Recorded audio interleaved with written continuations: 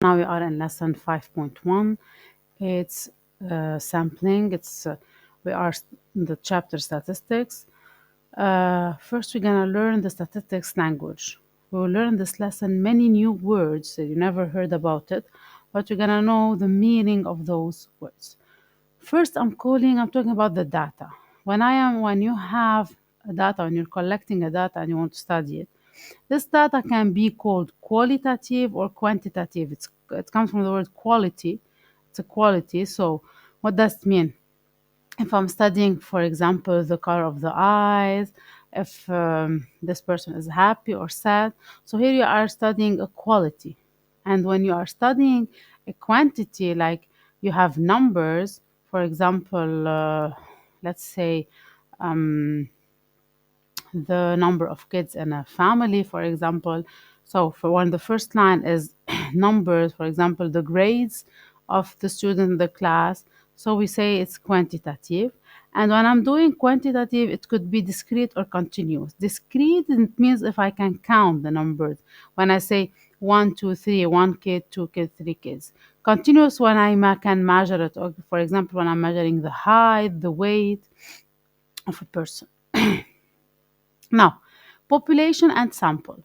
What does it mean population? What does it mean sample? When I say population, it means every member in the group. So, for example, I have a whole group.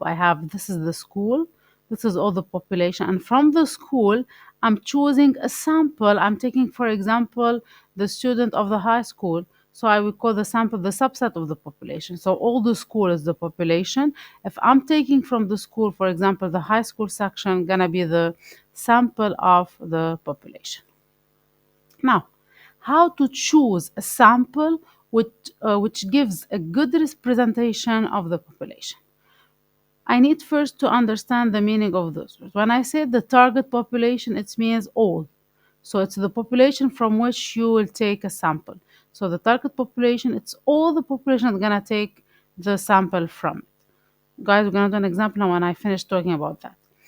The sampling frame, when I see the sampling frame, I talk about the list. So I need to use the word list. So from which you take a sample. So it's the list so that I'm taking a sample.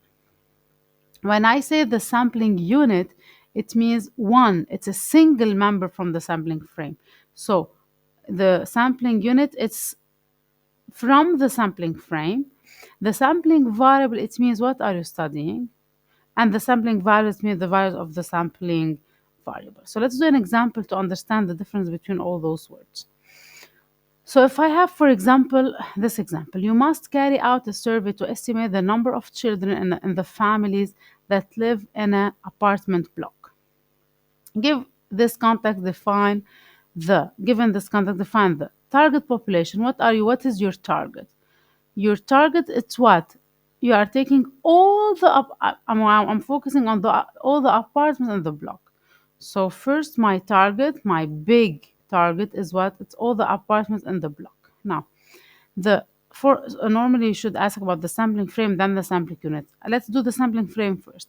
Sampling frame, what is the sampling frame? I said use the word list. It's a list of the individual apartment. So I have all the apartments, yes or no? The sampling frame, I'm gonna have a list of each apartment. Apartment number one, number two, number three, number four. Now if I said the sampling unit, so each apartment by itself. So now I will take one. So I would take as one apartment. The sampling variable, what I'm studying in this apartment, it's the number of children. And the sampling values, it's easy. What's gonna be the number of children? 0, 1, 2, 3. So all the positive numbers, 0, 1, 2, 3, 4, the whole numbers. That's it.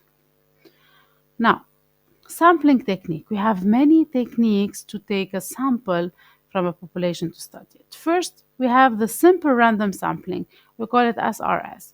Now here, each member has an equal chance of being selected. So it's, for example, if I have 20 people and I want to select one, everyone has the sample chance to be selected. Systematic sampling, it means periodic. In this case, I divide in period. For example, if I have hundreds of students, thousands of students, and I need, for example, 10 groups. So what I do, I put in each group 100 students to get 10 groups. So I will divide it in periods, 100, 200, 300, 400, and goes on. When I talk about, this is very important, stratified sampling. We use it if we need to know the opinion of everybody. So if you're gonna be fair and I really want to know the opinion of everybody, I use a stratified sampling. In this case, you divide the population into non-overlapping small group and we call it strata. Then you choose from each strata and put them together to form your sample. For example, let's take again the same example. You have 1,000 students in a school. Okay. And we know that in the school we have departments. We have high school, middle school, and let's say elementary. I take from the high school 25 students. I take from the middle school 25 students. I take from the elementary 25 students. Then I will group them all together. I have now how many students? 75. Those 75 for my sample that I want, we call stratified sampling. Now we have quota sampling. What does it mean, quota sampling? It's like the stratified, exactly the same concept. But if, for example, from the 1,000 students, I have 60% male and 40% females, monomales should be, I need to have the same percent in the sampling that I found. Yani, for example, if in 1,000 students we have 60% male and 40% female, if I want to take from those 1,075 students, out of those 75, the percent should be the same. I should have 60 males and 40 females. And the last one called convenience sampling. You take the most easily accessible or available. So just what I can get, I take. But in this case, this one it cannot be precise at all. It's not always precise. Sometimes it will give me an error in my statistics survey. Now, what does mean bias in sampling? Bias in sampling, it means when I have something incorrect. What could cause that I have something incorrect in my statistical sampling? Some members being excluded. For example, let's say I want to call all the apartment to ask them a question, but by mistake, some of the apartment the number didn't is not listed on the list. So in this case, I didn't take their opinion, and it was by mistake because I don't have their numbers. It could be the incorrect work by non-response. So, for example, you send a survey by email and some of the people didn't answer. Bad design. What does it mean bad design? It could be the survey not clear at all. The question is not clear, so it will not. They cannot answer the question. So this one will cause bias. And bias by the respondent, sometimes they give a wrong answer. They are not honest. So this one also will cause an incorrect result. Let's move now to how can I say that this data is reliable, reliability of the data. Data is reliable if you can repeat the data collection process and you obtain similar results. If I do the same thing again and I got the same results, so I can say that what I did is reliable and it's true. And data is sufficient if there is enough data available to support your conclusions. So if you really have enough data, and this data will help you to have a good result for your survey. And in the end, what is unreliable data? When I can say that this is unreliable, if I have some missing data, for example, I didn't get enough response, it's impossible to record the data. For example, let's say I want to count the number of cars on the highway each minute. So sometimes it's impossible to be able to really count the cars. So this will cause an unreliable data.